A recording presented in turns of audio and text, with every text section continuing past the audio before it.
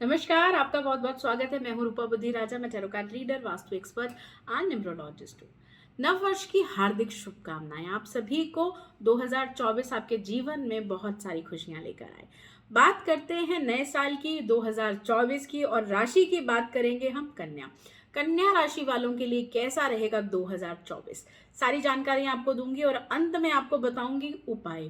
जो उपाय आप पूरे साल करने से आप बहुत सारी चीजों से बच सकते हैं। और अगर ये पूरा साल उपाय करते हैं तो आपको जो समय समय पर ग्रहों के हिसाब से जो आपको ग्रहों के जो नेगेटिव असर होंगे वो भी कम होंगे। और अगर आप यही उपाय करेंगे तो आपको लाभ मिलेगा पूरा साल।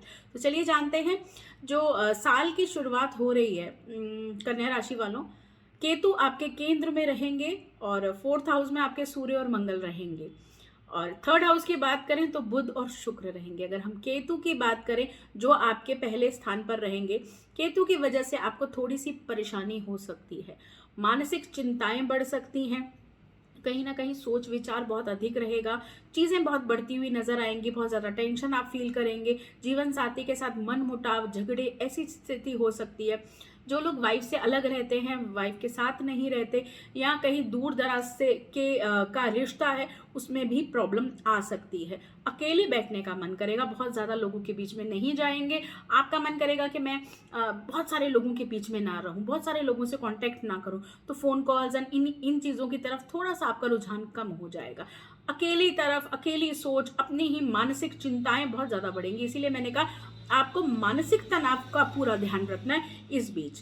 लेकिन जो 12 मार्च का जो समय रहेगा, 10 से 12 मार्च का जो समय रहेगा, आपका जो राशि स्वामी बुध है वो अस्त होने के कारण आपके कई कामों में जो अड़चने हैं वो आएंगी। आपके रोजगार में अड़चने आ सकती हैं, आपके धन में अड़चने आ सकती हैं।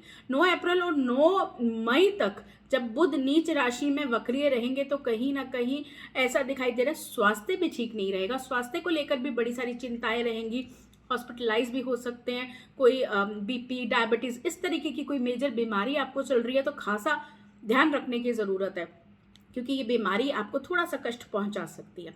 अगर आपके व्यवसाय की बात करें तो इस साल मुझे आपका व्यवसाय काफी अच्छा दिखाई दे रहा है। व्यवसाय में नई चीजें आपके साथ अपॉर्चुनिटी हो सकती है। आप कोई जॉब चेंज करना चाहें वो भी आप कर सकते हैं, लेकिन ये आप करेंगे 1 मई से। गुरु की दृष्टि जब आएगी तो उलझनों के बावजूद आपको बेनिफिट देके जाएगी। कहीं ना कहीं कुछ ऐसी चीजें आपके हाथ लगेंगी, कुछ ऐसी चीजें आप करेंगे जो आपके लिए काफी बेहतर साबित होंगी, आपके आय के नए स्रोत बनते हुए नजर आएंगे।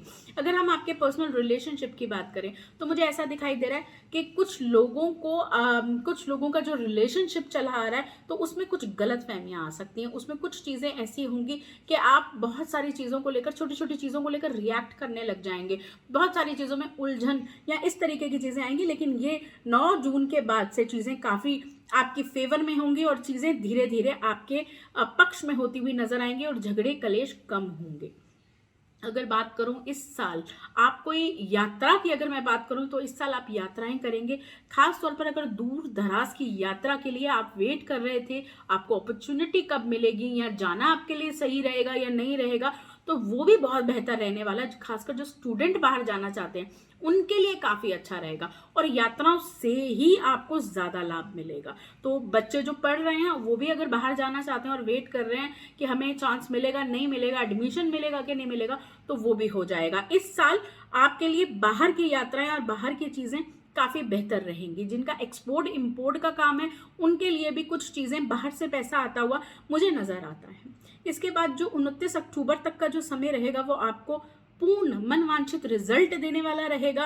आप जो चाह रहे हैं वो सब चीजें आपको मिलती हुई नजर आती हैं।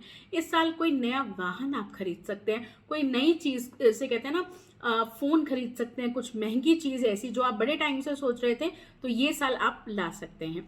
ओवरऑल ये साल आपके लिए मिला जुला प्रभाव रहेगा। और अगर इसकी बात करूं तो परसेंटेज की बात करूं तो मुझे अच्छा ही दिखाई दे रहा है, लेकिन सावधानी से चलने की जरूरत है।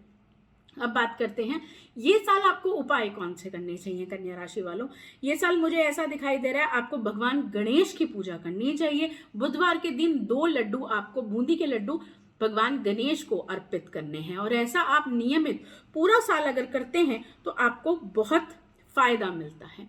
बृहस्पतिवार को यदि आप कथा करते हैं, पीले वस्त्र धारण करते हैं, तो भी आपको बहुत अच्छे रिजल्ट्स मिलते हैं। अटके हुए काम आपके बनेंगे। आपको अगर कहीं मान सम्मान की दिक्कत थी या कहीं कहते हैं ना हमारे अनुकूल चीज़ें नहीं चल रही थी, अगर वैवाहिक जीवन में भी कष्ट आ रहा था, तो बृहस्पतिवार के व्रत और बृहस्पतिवार की कथा नियमित अगर आप करते हैं तो आपको बहुत लाभ मिलेगा।